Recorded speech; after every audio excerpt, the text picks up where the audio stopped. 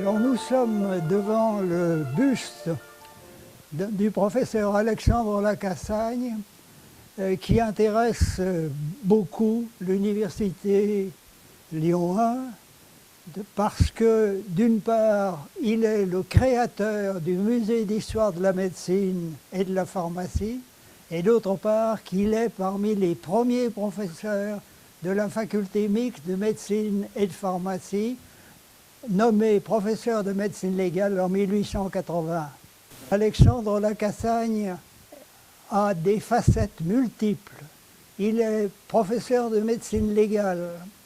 Il a participé à la création des archives d'anthropologie criminelle.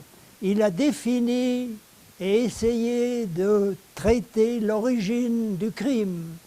Il enseigne la médecine légale et il a participé à la plupart des grandes enquêtes et des grandes expertises du XIXe siècle, comme l'histoire de la Malagouffée ou la recherche, l'identification du cadavre du professeur Jaboulet.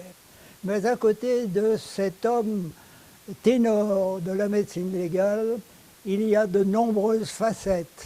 Il y a le citoyen avec la création d'une morgue à Lyon. Il y a l'enseignant avec les très nombreux articles, les livres de médecine légale.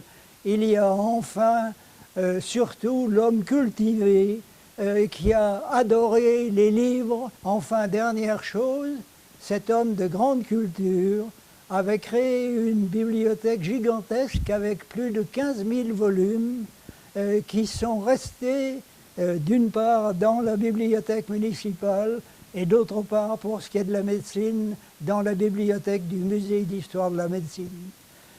C'est ça, ce double titre d'enseignant, de médecin légiste et d'homme cultivé qu'il faut honorer la mémoire du professeur Alexandre Lacassagne, créateur du musée d'histoire de la médecine et de la pharmacie.